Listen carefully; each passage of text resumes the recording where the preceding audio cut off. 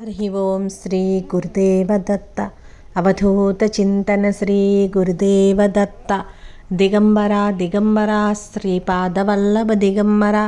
ఈరోజు మనం స్మరించుకోబోయేటువంటి అద్భుతమైనటువంటి మహాపుణ్యక్షేత్రం సాక్షాత్తు శ్రీ నృసింహ సరస్వతి స్వామి గారైనటువంటి శ్రీగురుడి నోటిలో నుంచి వచ్చినటువంటి కాశీతో సమానమైనటువంటి పుణ్యక్షేత్రం ఇది అని నృసింహవాడిలో చెప్పినటువంటి పుణ్యక్షేత్రం గురించి ఈరోజు మనం స్మరించుకుపోతున్నాం అన్నమాట. ఇది అతి పురాతనమైన మందిరం అయినప్పటికీ అనేక సార్లు పునరుద్ధరణ జరిగింది. అలాగే అనేక సార్లు ముస్లిమ్స్ వల్ల ఇది మొత్తము ధ్వంసమైనప్పటికీ తిరిగి మరల కట్టడము మరల ధ్వంసం అవ్వడము, ఔరంగజేబు దాకా ఇది ధ్వంసమవుతూనే వచ్చి మరలా తిరిగి కట్టబడుతుందన్నమాట. ఇప్పుడు అతి గుప్తమైనటువంటి చిన్న గ్రామంలో ఉన్నటువంటి నృసింహవాడికి దగ్గర ఉండేటువంటి మందిరం. ఈ మందిరం చరిత్ర ఇప్పుడు మనం ఒకసారి స్మరించుకుందాం.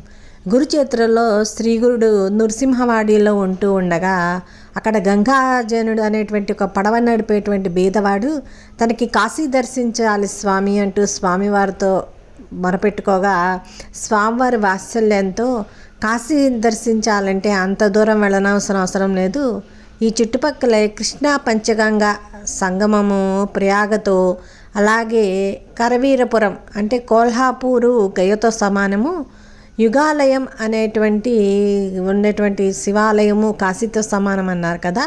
ఈ యుగాలయం కాశీతో సమానం అన్నటువంటి క్షేత్రమే ఇప్పుడు మనం చూస్తున్నటువంటి క్షేత్రం అనమాట. ఇది నృసింహవాడికి సుమారు 20 కిలోమీటర్ల దూరంలో కృష్ణానది ఒడ్డున ఉందన్నమాట. చాలా అద్భుతమైనటువంటి ఈ మందిరాన్ని సోమవారి నృసింహ సరస్వతి స్వామి గారు కాశీతో సమానం అన్నారు కాబట్టి నృసింహవాడి వెళ్ళిన వాళ్ళందరూ తప్పకుండా ఈ క్షేత్రాన్ని దర్శించుకోండి. గంగానజ కాశీ ప్రయాగ గయలతో సమానమైనటువంటి క్షేత్రాలు దర్శించుకో, వాటితో దర్శించుకున్న వాటితో సమానం అంటూ తన ఆసనం పట్టుకోమని చెప్పి ఈ త్రిక్షేత్రాలు రెప్పపాటుతో దర్శింపచేయించారు శ్రీ నృసింహ సరస్వతి స్వామి. 17 కిలోమీటర్ల దూరంలో నృసింహవాడి కృష్ణానది ఒడ్డునుందన్నమాట.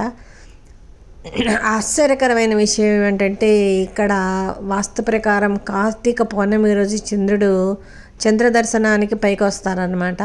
ఇది ఇప్పుడు కనపడుతున్న మందిరం 400 సంవత్సరాలకు పైగా కష్టపడి కట్టినటువంటి మందిరం.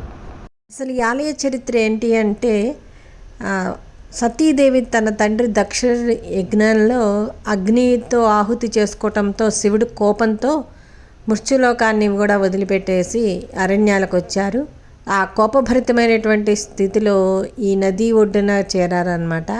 అప్పుడే స్వామివారు ఇక్కడే కోపేశ్వర రూపంలో కూర్చొని ఉండగా శ్రీ విష్ణువే స్వయంగా వారి కోపాన్ని శాంతింపజేసినటువంటి ఈ పవిత్రమైనటువంటిది ఇక్కడ విష్ణువుని దక్షిణామూర్తిగా శివుడి కన్నా ముందుగా దర్శనం చేసుకోవాల్సి వస్తుంది. ఇక్కడ శివుడికి ఎదురుగ్గా విష్ణువు ఉంటారనమాట, నంది ఉండదు. ఇదొక అద్భుతమైనటువంటి ఆశ్చర్యకరమైన విషయం. సంకటమోచన ఆలయంలో సభామండపం, అంతరాళం, గర్భాలయం, అలానే గర్భగృహము, లేకపోతే నంది మండపం అనే ఒక ప్రముఖమైనటువంటి ప్రాంతాలు ఉన్నాయి. నృసింహవాడి వెళ్ళినటువంటి వారు తప్పకుండా దర్శించుకుంటూ ముందుగా ఈ శివుణ్ణి పూజ చేసుకోవాలి అంటే మహావిష్ణువుని దర్శించుకోవాలన్నమాట. అలాగే శైవక్షేత్రాల్లో మహావిష్ణువు యొక్క ప్రతిమ ఎక్కడ ఉండదు, ఈ ఒక్క క్షేత్రంలోనే ఉంది. కారణం శివునికి ఎదురుగా మహావిష్ణువు ఉండడమే కారణం. ప్రకృతి రమణీయమైనటువంటి ఈ ప్రాంతంలో ఈ మందిరం గురించి ఇంకా వివరంగా తెలియజేసుకుందాం. నృసింహవాడి వెళ్ళినప్పుడు తప్పకుండా ఈ క్షేత్రాన్ని దర్శించుకోండి. శివరాత్రి రోజు ఎంతో వైభవంగా అత్యంత అభిషేకాలు, రుద్రపఠనము, భజనలు, రాత్రంతా జాగారము జరుగుతాయి. పలు సాంస్కృతిక కార్యక్రమాలు కూడా జరుగుతాయన్నమాట. శ్రావణ సోమవారాలు వాటిలో శివపంచాక్షరి నామస్మరణ జరుగుతూ ఉంటుంది. ఈ మందిరం వాసుదేవానంద సరస్వతి స్వామి గారే స్వయంగా తెలియజేస్తున్నారు. ఇదే యుగాలయం అన్న పేరని. ఎంతో అద్భుతమైన ఈ మందిరాన్ని అందరూ తప్పకుండా దర్శించుకోండి. ఎంతో పవిత్రమైనటువంటి శివ విష్ణువులు ఇద్దరు ఉన్నటువంటి ఈ కోపేశ్వర మందిరం, కోపంతో ఉన్న శివుడు అని అర్థం అన్నమాట. తప్పకుండా దర్శించుకుంటారని భావిస్తూ అతి ప్రకృతి రమణీయమైనటువంటి దీనిలో ఈ మందిరానికి దాదాపు కృష్ణానది సగం పైగా ప్రదక్షిణం చేస్తుందన్నమాట. ఇలాంటి అద్భుతమైనటువంటి మందిరం నృసింహవాడి వెళ్ళినప్పుడు ఈ దర్శించుకుంటారని. ఇంకొక అద్భుతమైనటువంటి విషయం ఏంటంటే ఇక్కడ స్వర్గ మండపం అనేటువంటి ఒక మండపం ఉందన్నమాట. ఈ మండపంలో రాత్రిపూట ప్రతిరోజు చంద్ర దర్శనం అవుతూ ఉంటుంది.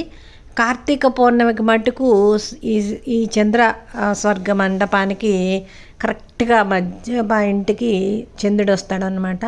ఎంతో కళాత్మకంగా ఉన్నటువంటి ఈ మందిరంలో ఇదొక ప్రత్యేకత ఉంది.